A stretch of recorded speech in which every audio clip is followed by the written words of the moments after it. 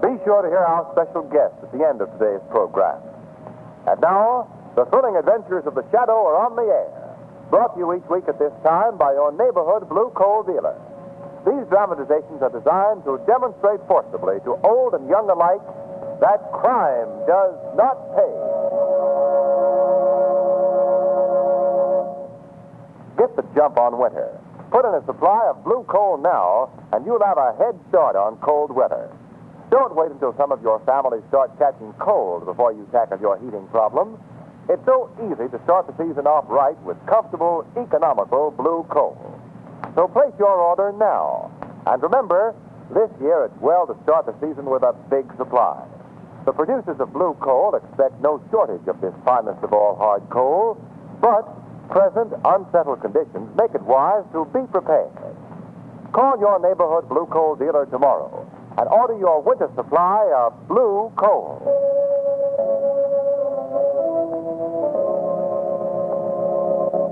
The Shadow, mysterious character who aids the forces of law and order, is in reality Lamont Cranston, wealthy young man about town. Several years ago in the Orient, Cranston learned a strange and powerful secret. The secret of hypnotic power to cloud men's minds so that they cannot see. Cranston's friend and companion, the lovely Margot Lane, is the only person who knows to whom the voice of the invisible Shadow belongs. Today's drama, The Hoodoo Ship.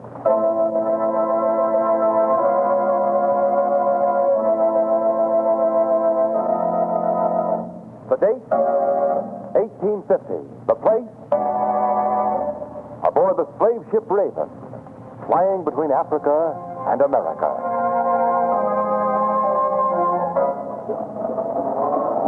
Mr. Carway, what is it now, Peter? What thunderation do you want? That ship, sir. What ship? The ship, sir, that has been following us since yesterday noon. Tell the first mate to pile on more canvas. We'll outrun her. Every piece of canvas we have is in use, sir. If we're caught with our cargo. We'll not be caught with our cargo. But the ship's a man of war and she's fast at taking us. We'll not be caught with our cargo, mister. What do you mean? I mean we're dumping those slaves overboard. But they'll drown. Without a trace. The man of war may catch us, mister, but he'll never be able to prove we carry slaves. Well, why are you standing there, gape-jawed? You heard my orders. Over the side with a lot of them. And when the man of war comes athwart us and asks our cargo, tell them we don't carry one. That we're just traveling for our health.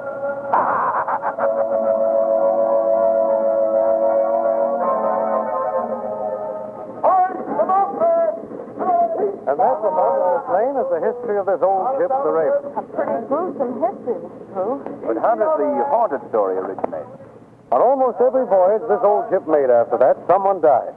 Finally, men refused to sail her. She's been harbored for the last 20 years. How long have you had this ship? Only a short while. You see, I was in something of a spot with the government taking over most of the merchant marine. And when I found the Raven for sale, it was a godsend.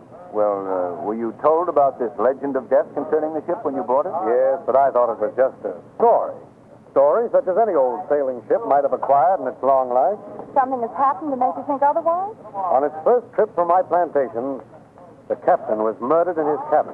Oh, but that doesn't necessarily... The door was locked from the inside, and there wasn't a mark on his body. Frankly, Cranston, I, too, am beginning to believe this ship is a curse.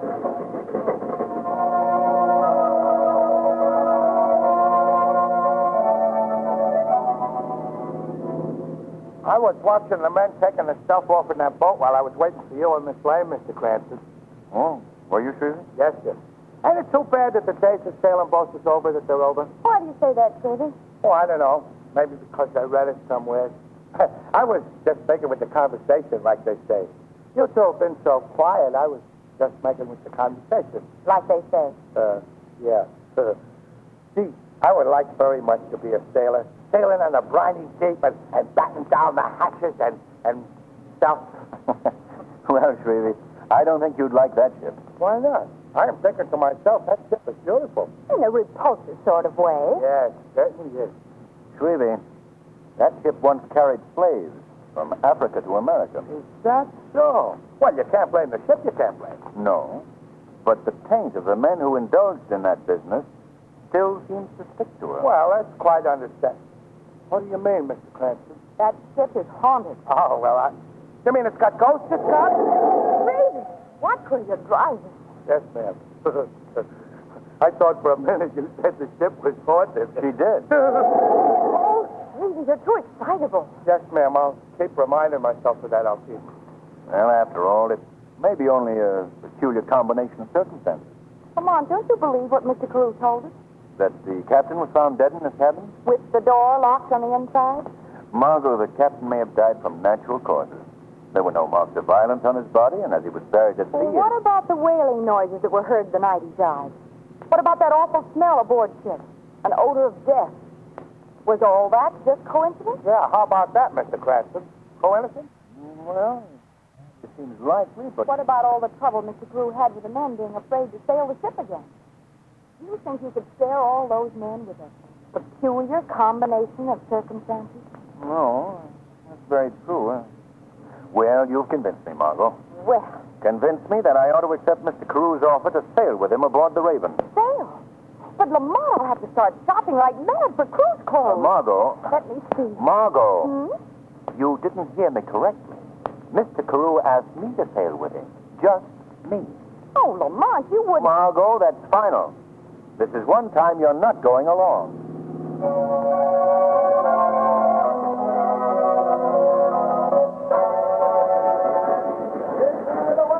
Well, Lamont, needless to say, I'm glad that you've decided to come along this trip. All right, then, man. Funny, but I've got a strange feeling about this particular voyage. A feeling that I may not come back alive. Oh, now, Carew. Well, Mr. Carew, we'll be sailing with the tide in about 20 minutes. Good. Captain Flanagan, this is our one and only passenger, Lamont Cranston. How do you do? Well, how do you do, sir? So you're the gentleman who's going to ferret out our spook, eh? Oh. You know the ghost legend? Captain Flanagan knows all about it. Mr. Cranston, I am not a superstitious man. I've examined my cabin where this so-called murder took place from stem to stern and can't find a hiding place big enough even for a ghost. If a spook is going to clamber down that porthole tonight, I'll welcome him with open arms and buy him a spot of rum. He'll deserve it. Now, gentlemen, I'm more worried about my crew than I am of any ghost.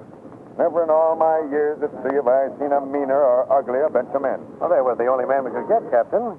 Sailors are superstitious about a hoodoo ship. Hey, Captain, look aloft. That man's going to fall off the rigging. Oh, don't worry about him. Even with one leg, he's more agile than the rest. Yes. That wooden leg of his doesn't seem to hinder him at all. That's Ross, the bosun, Captain. And he's the ugliest of an ugly lot. Well, he's a good man. I don't know how I'd ever have a crew for you if he hadn't persuaded the men to sign on for another voyage. I hear you. Bosun, come here. Aye, sir. Ross, this is our new skipper, Captain Flanagan. Welcome, sir. Welcome to the good ship Raven. Haven't I met you someplace before, Mr. Rock? Not that I recall, sir. You look familiar to me. Not perhaps I'm mistaken. Yes, sir.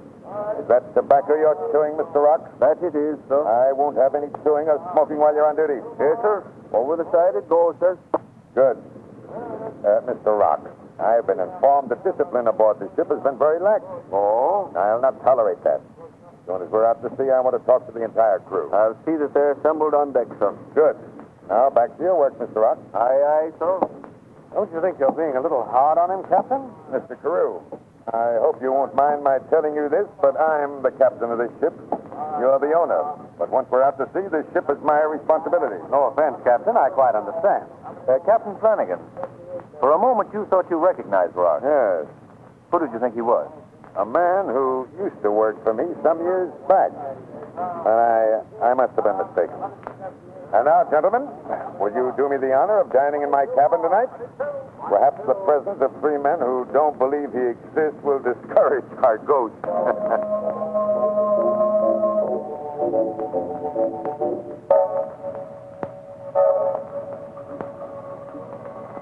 Well, Mr. Cranston, Mr. Carew, when we hit that typhoon, there weren't enough able-bodied men aboard her to bury the dead. Oh, yes, Jess? Captain, is it all right if I clean the dishes away, sir? Yeah, clearly, Jess. Yes, sir. Well, you were saying, Captain, about the typhoon. Yes, that's a very interesting yarn, Captain. Well, for 3 days and 3 nights it blew. I lashed myself to the wheel with the waves breaking across the deck. Finally, the first mate relieved me, and I crawled into my cabin more dead than alive. I didn't care whether the ship sank or not. I've gone through that same thing, Captain. You mean last to the wheel? Oh, no, seasickness. As a matter of fact, Lamont, I'm afraid I have a touch of it myself right now. Oh, no, Carew. Yes, Trent. So if you'll both excuse me, I think I'll go out on deck for a little fresh air. Jeff, what's the matter with you? You've broken all the dishes. What are you staring at? They've come. I know that. He's looking at that locker over there in the corner. Yeah. I see the door move. Yeah, that. There's something in there. Well, there's only one way to find out. Come out. Yes, Lamont. Margot. Explain. Who is this woman? I'll explain, Captain. Margot, what do you think you're doing? A very bad job of stowing away, Lamont. But a very good job of being seasick.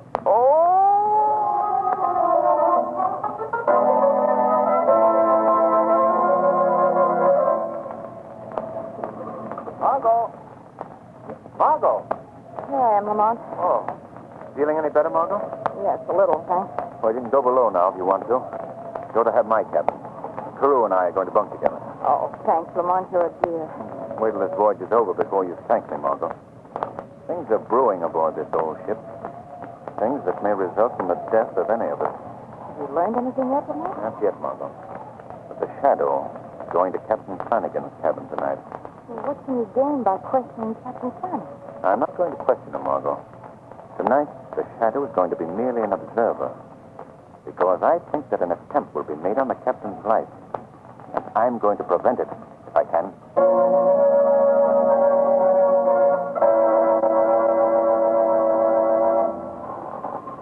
Who's there?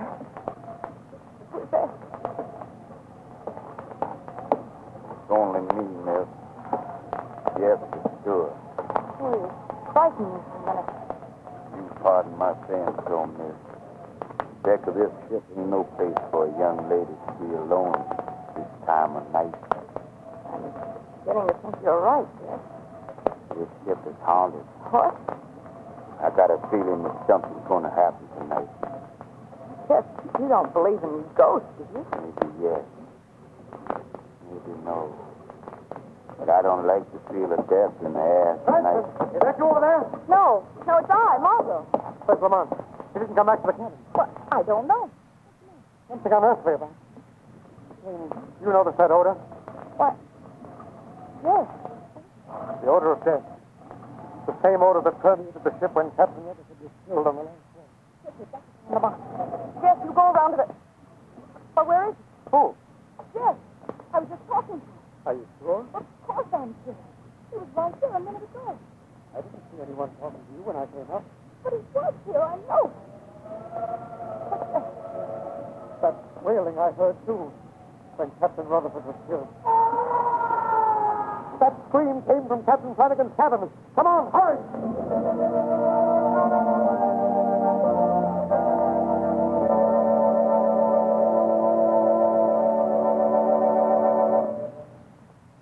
In a moment, our curtain will rise on Act 2. Meantime, let's talk about how you and your family can keep warm from now until next May. Keep your home with blue coal. You know, it's a fact that with blue coal, which is the finest of Pennsylvania hard coal, you can enjoy comfortable, even warmth throughout your house. Let the cold winter winds blow. You'll be snug and completely free of heating care. One reason it's so easy to heat with blue coal is that it's delivered to your home in exactly the right size for your heating class. Another reason, and one you want to be sure to remember, is the new Deluxe Blue Coal Heat Regulator. Every home should have one. It's as easy to operate as an electric light switch. It automatically opens and closes the dampers on your furnace and keeps every room at an even temperature. You can let the weatherman do his work. You're always comfortable. Ask for a free demonstration of the Blue Coal Heat Regulator in your own home. No obligation whatever. Get in touch with your reliable neighborhood Blue Coal dealer tomorrow. He's listed under the word Blue Coal in your classified phone directory. Remember the name, Blue Coal. Blue Coal is color marked for your protection with a harmless blue tint. And now, back to the shadow.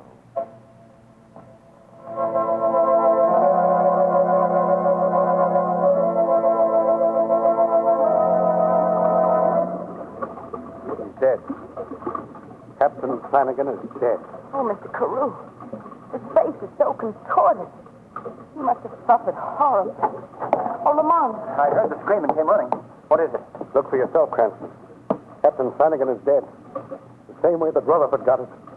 And not a mark on him. I think you're wrong, Carew. There's a slight scratch on his forehead. Let me see. So there is. How could a little scratch like that have caused his death? And where is the murder weapon? Mr. Carew, you've had plantations in the West Indies for many years. Haven't you ever heard of a native poison brewed from the roots of strange herbs called mauna gua?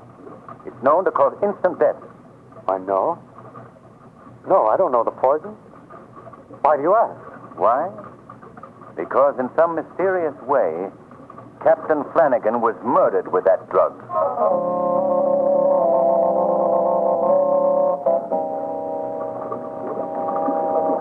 And the way you talk, Lamont, seems that you believe Mr. Carew had committed the murder. Perhaps he has, Margot. But you were there when it happened. You must have seen how it was done. Margot, I was right in the cabin when it happened, but I might have been in New York for all the good it did me. The Shadow went to Captain Flanagan's cabin last night. The door was locked and bolted, so I knocked. When he opened the door to see who it was, the Shadow slipped into the cabin. Then he locked and bolted the door again, but before I could...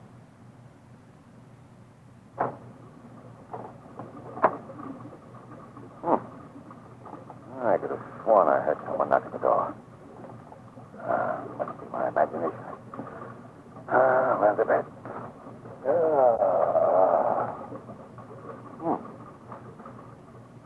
Strange. What's that odor? Smells like it's coming from that ventilator. And the wailing. Just as Carew said he...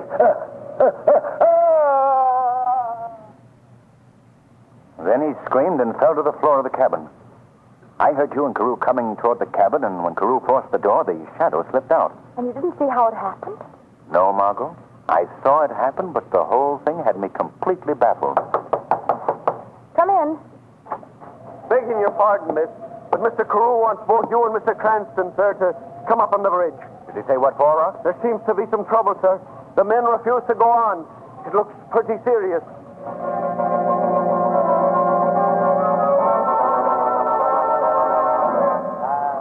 I think you'd better talk to them, Mr. Carew. They look like they're in a pretty dangerous mood. Yes, they know how Flanagan died, and they want to turn back. Well, we can't sail the ship without them. I guess you'd better use them. But this is mutiny. It's unheard of in this day and age. Oh, please do something, Mr. Carew. All right, I'll do something.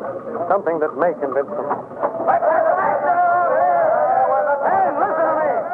We're going to continue our course to the West Indies. Not in this present ship with us. We want to turn back. What happened to Captain Flanagan? Let me speak.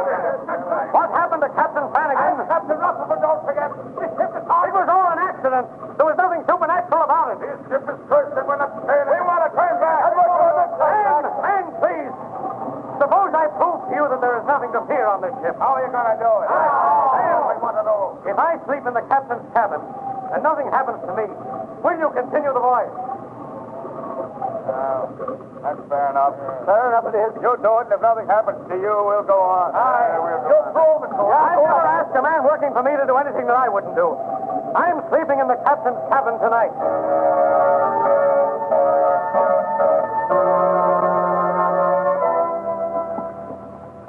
Now, have you got all that, Margot? Let's see if I remembered everything.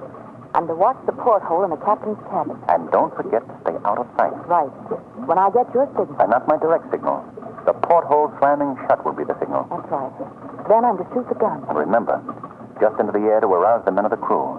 You're not to take a shot at the murderer. I'd like to take him alive. Is he, Lamont?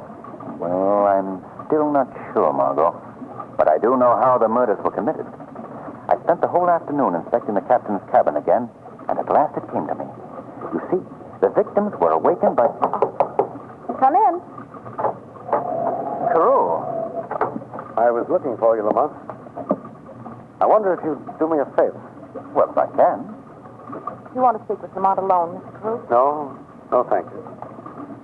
It may sound silly to you, Lamont, but would you take care of this letter for me? A letter? Well, what do you mean? To my wife. Just in case You know. Oh, nothing's going to happen, Mr. Carew. Why, of course not. Of course not. I feel as though I'm taking that last long walk tonight. There's something I've got to do. Nice evening, isn't it? Seems pretty fine to be alive. Well, I won't bore you with my emotions. Better have a go at that cabin. You will take care of that letter for me, won't you, Lamont? Certainly. So long. Spoke as if he were going to die tonight. And well, he may, Margot. If anything goes wrong with the trap I've set for the killer. Well, let's get along. The Shadow has work to do.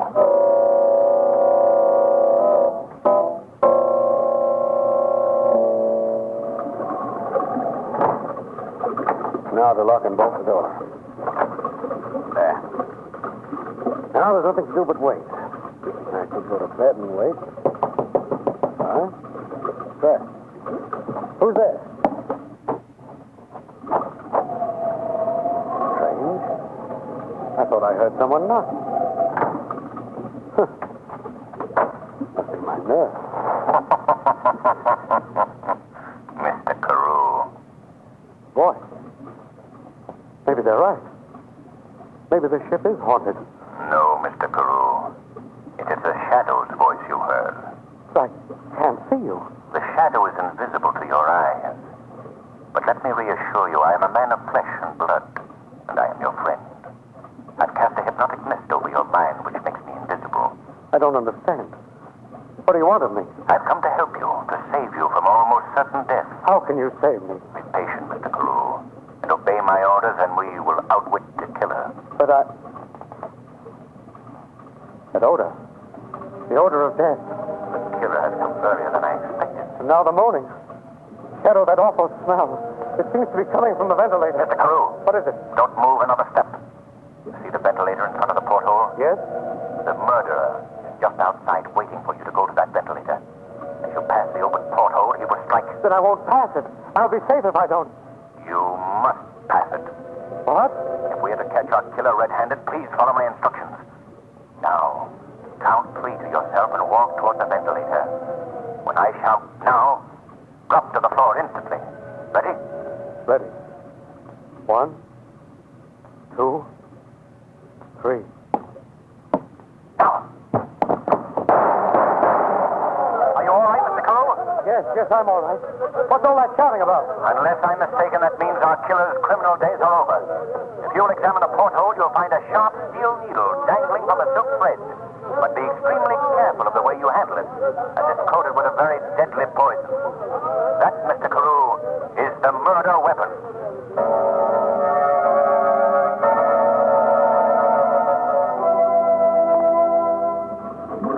Oh, Lamont, Mr. Carew is about the happiest man in the world this morning. Well, he should be. He came very close to following Captain Rutherford and Captain Flanagan as the killer's third victim. And Ross is in chains in the hole, Lamont? Yes. Carew's turning him over to the authorities as soon as we dock at the Tito. But did Ross finally admit why he had committed these murders? Well, Margot, it seems Rock had been hired by another concern to ruin Carew. Not only on this ship, but on any other ship that Carew might try to hire. You know, Lamont, I still don't know how Rock could do all those things. What things, Margot? Well, for instance, the wailing sound that we heard. That's simple enough. He rigged up some large tin drums on a rosin cord hung to the yardarm. When the wind whirled them about, it produced our moaning sound. But what about the odor? That terrible odor of death. That was nothing more than a few basic chemicals placed in the ventilators. Our imagination supplied the so-called odor of death. Simple enough. But how did Rock actually commit the murders? I knew, Margot, that the killer had used a blowgun and a poison dart. But what puzzled me was, what became of the dart? You remember, we couldn't find it. Oh, now, Lamont, that's not so simple. On the contrary, Margot, Rock merely slid down a rope to the porthole, shot his poison dart, and retrieved it by pulling it back on a thick thread. Oh, as simple as all that? Boy, I could have figured that out if I'd had time enough. Well, of course you did, dear. Time and give you time enough and you could have figured it out, certainly. There's only one thing you overlooked, Margot. What's that, Lamont? A peculiar characteristic of our friend Carew. Really? What characteristic? He just doesn't like being buried at sea. Well, you can understand. Oh, Lamont.